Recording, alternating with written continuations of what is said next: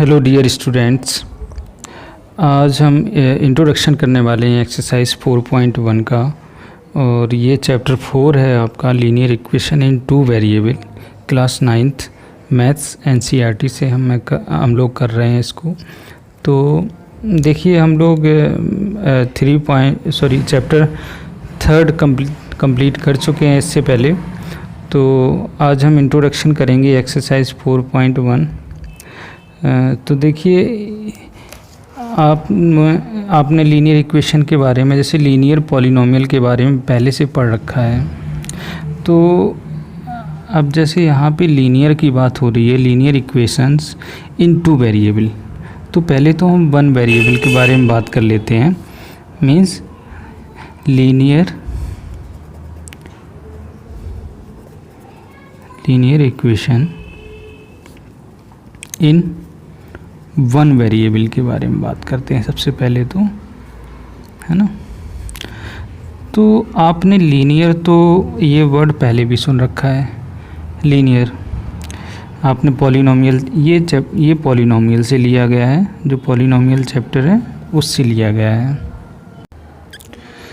ये लीनियर शब्द जो है आपका, आपने सुना होगा पॉलिनोमियल में, ठीक। तो पॉलिनोमियल में आपने सुना था लीनियर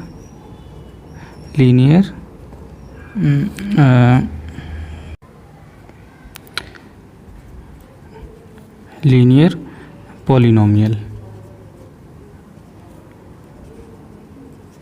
ये सुना है। तो लीनियर का देखिए आपने उसमें जाना था कि कोई भी आपकी पॉलिनोमियल है, अगर वेरिएबल की पावर, मीन्स वेरिएबल की पावर 1 है, तो उस केस में वो लीनियर पॉलिनोमियल होती है। जैसे कि px is equal to 2x plus 5, px is equal to 2x plus 5। तो ये भी, अब यहाँ पे देखिए वेरिएबल की पावर क्या है, 1 है। 1 हम लिखते नहीं हैं, ये अंडरस्टूड होता है। तो x की पावर 1 है यहाँ पे, तो x यहाँ पे वेरिएबल है, तो इस केस में ये लीनियर पॉलिनोमियल होता है। अगर यहाँ पे पावर 2 हो जाती है तो उस केस में क्वाड्रेटिक पॉलिनोमियल होता है। बट हमें यहाँ पे लीनियर पॉलिनोमियल के बारे में सिर्फ पढ़ना है। तो यहाँ पे लीनियर पॉलिनोमियल ना होके आपका लीनियर इक्वेशन है, लीनियर इक्वेशन की बात हो रही है, ठीक है। अब देखिए जैसे लीनियर इक्वेशन में भी आपको सिंपल इक्वेशन की अगर मैं बात करूं, तो x इज इक्वल टू 5, ये भी इक्वेशन है। 2x minus 2 is equal to 0, ये भी इक्वेशन है। Then 5x plus 5 is equal to 2, ये भी आपकी लीनियर इक्वेशन है। तो यहाँ पे देखिए जब कुछ लेफ्ट हैंड साइड में और राइट हैंड साइड में कुछ हो, तो उस केस में वो इक्वेशन होगी, ठीक है। अब यहाँ पे देखिए यही चीज़ है, लेफ्ट हैंड साइड में और राइट हैंड साइड में कुछ समथिंग है, तो ये इक्वेशन के फॉर्म में है। अब लीनियर की बात हो रही है तो डिग्री 1 होनी चाहिए। जैसे कि मान लीजिए एक जनरल फॉर्म में लिख दूँ ax plus b is equal to 0, तो इस केस में यहाँ पे क्या होगा, where a is not equal to 0 होना चाहिए। अगर यहाँ पे ये 0 हो जाएगा तो उस केस में b इज़ इक्वल टू 0, मतलब यहाँ पे ये जो कांस्टेंट वैल्यू है, ये देखिए ये कांस्टेंट वैल्यू है, और ये क्या होगा, ये कोफिशिएंट होगा, coefficient of x, coefficient of x होगा, ठीक। तो यहाँ पे ये अगर 0 हो जाएगा तो कांस्टेंट वैल्यू, जैसे सपोज अब मैं बात करूँ 2x plus 3 is equal to 0, ये यहाँ पे मैं 0 कर देता हूँ, तो ये टोटल वैल्यू क्या हो जाएगी, 0। तो 3 इज इक्वल टू 0, ये हो नहीं सकता है, तो ये गलत हो जाएगा। तो इसीलिए यहाँ बोला जाता है a is not equal to 0। तो यहाँ पे देखिए यही चीज़ हमें यहाँ पे जाननी है कि लीनियर इक्वेशन आपकी वन वेरिएबल में कैसी होती है, कि उसमें देखिए एक तो एक सिंगल वेरिएबल होगा और डिग्री क्या होगी, 1। मतलब यहाँ से कंक्लूजन हमें पता चला, एक तो सिंगल वेरिएबल होगा और दूसरी कंडीशन में डिग्री 1 होगी। किसकी डिग्री 1 होगी? वेरिएबल की। जो भी वेरिएबल होगा उसकी पावर 1 होगी। तो इस तरह के कई एग्जाम्पल हम दे सकते हैं। और एक चीज़ और, लीनियर इक्वेशन जो होगी इससे हमें पॉइंट मिलता है। जैसे अब मैं बात करूं कि 3x + 3 = 0, ठीक। तो यहाँ से x = क्या आ जाएगा? 3x = -3, देन x = -1 आ जाएगा, हमें ये मिल जाएगा। तो यहाँ देखिए -1 हमें x की वैल्यू मिली। हम इसको नंबर लाइन पे शो कर सकते हैं, जैसे 0 है, -1 है, 1 है, 2 है, 3 है, इस तरह से प्लस इनफाइनाइट तक, देन यहाँ पे माइनस इनफाइनाइट तक। तो यहाँ पे x की वैल्यू में मिल जाएगी। तो कहने का मतलब हमें एक पॉइंट मिलता है लीनियर इक्वेशन इन 1 वेरिएबल में अगर है तो वहाँ से हमें पॉइंट मिलता है। और लाइन जो जाती है आपकी लाइन, अब अगर हमें यहाँ पे, अभी मैं आगे बताऊँगा कि लाइन कैसे ड्रॉ करते हैं। अगर आपकी लीनियर इक्वेशन इन 1 वेरिएबल में है तो उस केस में कैसे लाइन ड्रॉ करेंगे। यहाँ पे हमें जो लाइन भी मिलेगी वो स्ट्रेट लाइन मिलेगी, स्ट्रेट लाइन मिलती है। और यहाँ पे हम आसानी से इसको शो कर सकते हैं x = -1 नंबर लाइन पे। तो जो लीनियर इक्वेशन इन 1 वेरिएबल है इसको हम मेनली नंबर लाइन पे शो करने के लिए हम यूज़ करते हैं। इसको हम डिनोट कर सकते हैं इस x की वैल्यू को, जो भी वैल्यू आई है ना। तो अब जैसे आपने लीनियर पॉलिनोमियल में भी पढ़ा था जीरोज़ निकालना, तो इसमें एक फ़िक्स वैल्यू निकलती है। लीनियर एक पॉइंट और है इसका, इसमें हमें एक फ़िक्स वैल्यू मिलेगी। फ़िक्स वैल्यू, ऐसा नहीं है कि जो है चेंज होती रहे। अब जैसे मैं आपको बताऊंगा लीनियर इक्वेशन इन 2 वेरिएबल में, उसमें बहुत सारे सॉल्यूशन मिलेंगे। x और y की वैल्यू आप डिफरेंट हो सकती है। तो बट यहाँ पे एक ही पॉइंट आपको मिलेगा।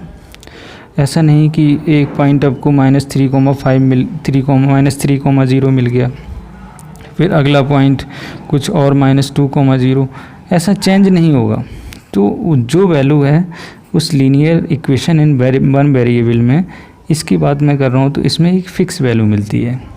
तो यहाँ पे हमने अभी इसमें सीखा कि जो 1 लीनियर इक्वेशन इन 1 वेरिएबल है ये आपका लीनियर पॉलिनोमियल से ही लिया गया, उसी चैप्टर से, पॉलिनोमियल से ही।